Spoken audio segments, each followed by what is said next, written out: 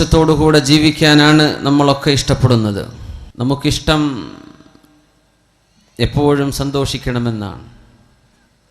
ചിരിക്കാനും തമാശ പറയാനും രസം പറഞ്ഞിരിക്കാനും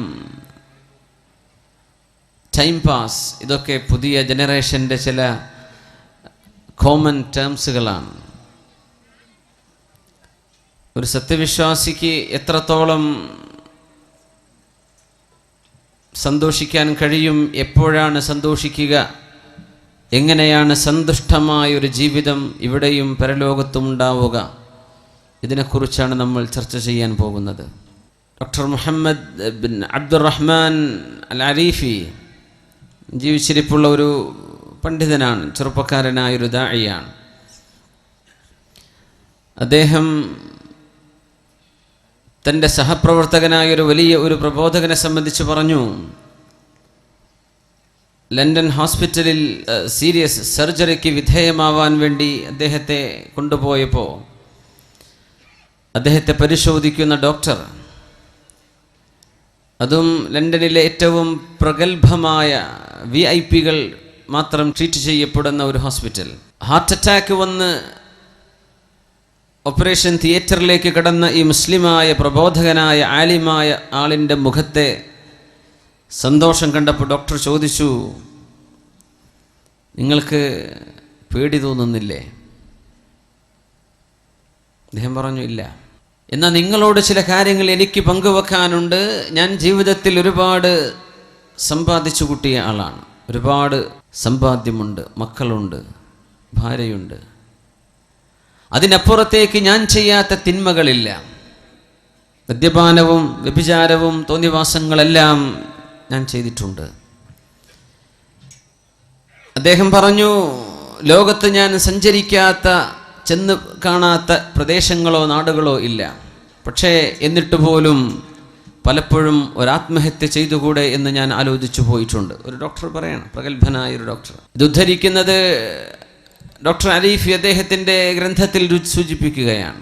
എനിക്ക് ആത്മഹത്യ ചെയ്യാൻ തോന്നിയിട്ടുണ്ട് ഈ സൗകര്യങ്ങളൊക്കെ ഉണ്ടായതിൻ്റെ ശേഷം. ഇതിന് ഒരു മുസ്ലിം എന്ന നിലക്ക് നിങ്ങൾക്ക് എങ്ങനെ പ്രതിവിധി പറഞ്ഞു തരാൻ കഴിയും?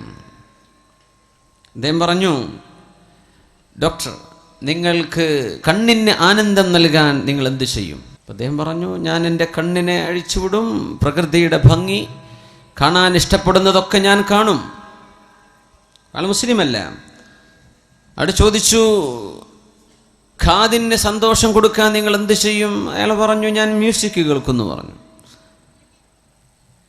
അപ്പോൾ മൂക്കിനോ? അദ്ദേഹം പറഞ്ഞു, ഞാൻ നല്ല സുഗന്ധമുള്ള പൂക്കൾ വാസനിക്കും. കണ്ണിന് സന്തോഷം കിട്ടാൻ വേണ്ടി നിങ്ങൾ മ്യൂസിക് കേൾക്കുന്നില്ലല്ലോ? ഇല്ല. കണ്ണിൻ്റെതിന് കണ്ണിന് കൊടുക്കണ്ടേ? കാതിന് രസം കിട്ടാൻ വേണ്ടി നിങ്ങൾ കാഴ്ച കാണുന്നുണ്ടോ? ഇല്ല. കാതിന് കേൾക്കുന്നത്, കണ്ണിന് കാണുന്നത്.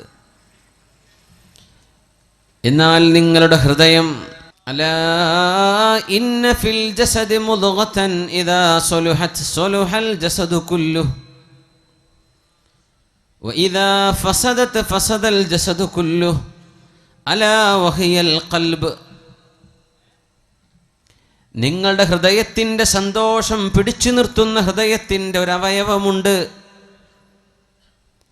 ആ അവയവം നന്നായാൽ നിങ്ങളുടെ ശരീരവും മനസ്സും നന്നാകും.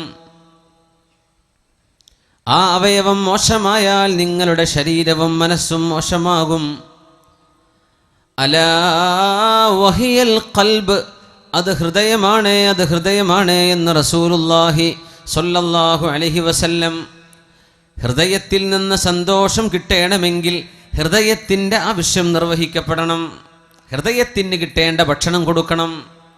ആ ഭക്ഷണം മറ്റൊന്നുമല്ല, ഹൃദയത്തെ സൃഷ്ടിച്ച രക്ഷിതാവ് മനുഷ്യൻ്റെ ശരീരത്തിൻ്റെ ഉള്ളിലേക്ക് ആത്മാവിനെ സന്നിവേശിപ്പിച്ച അല്ലാഹു, വയസ്അലൂനക അനിർ റൂഹ് ഖുലിർ റൂഹു മിൻ അംരി റബ്ബീ വമാ ഔതീതും മിനൽ ഇൽമി ഇല്ലാ ഖലീലാ വയസ്അലൂനക അനിർ റൂഹ്. ആത്മാവിനെ സംബന്ധിച്ച് അവർ ചോദിക്കുന്നു, നബിയെ, ആത്മാവിൻ്റെ കഥ എന്താണ്? എന്താണ് ആത്മാവ്? ഖുൽ അങ്ങ് പറഞ്ഞു കൊടുക്കണം, അർറൂഹു മിൻ അംരി റബ്ബി, ആത്മാവ് എൻ്റെ സ്വകാര്യമായ ചില വിഷയങ്ങളിൽ പെട്ടതാണ്. നിങ്ങൾക്ക് വളരെ കുറച്ച് വിവരമേ നൽകപ്പെട്ടിട്ടുള്ളൂ.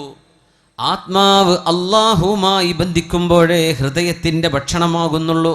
ആത്മാവിനെ അള്ളാഹുവുമായി കണക്ട് ചെയ്യുമ്പോഴേ ഹൃദയത്തിൻ്റെ ഭക്ഷണം ശരിയാകുന്നുള്ളൂ. ഹൃദയത്തിൻ്റെ ഭക്ഷണം കൊടുക്കാതെ ഹൃദയത്തിൽ സന്തോഷം വരികയില്ല. കണ്ണിനോ കാതിനോ കിട്ടേണ്ടത് കൊടുക്കുന്ന പോലെ ഹൃദയത്തിന് കൊടുക്കേണ്ടത് അള്ളാഹുമായുള്ള ബന്ധമാണ്.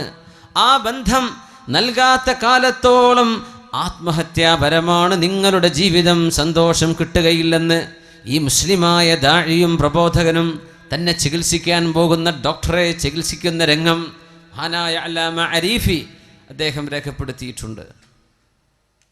ഹൃദയത്തിന് കിട്ടേണ്ട ആ ഭക്ഷണം നൽകാതെയാണ് മുസ്ലിം നാമധാരികളൊക്കെ ജീവിക്കുന്നത്. ഇവിടെയാണ് ഈ സമൂഹത്തെ നമുക്ക് ചികിത്സിക്കേണ്ടി വരുന്നത്. രാവിലത്തെ ബ്രേക്ക്ഫാസ്റ്റ് കഴിച്ചിട്ടുണ്ട്, പക്ഷേ സുബ്ഹി നിസ്കരിച്ചിട്ടില്ല.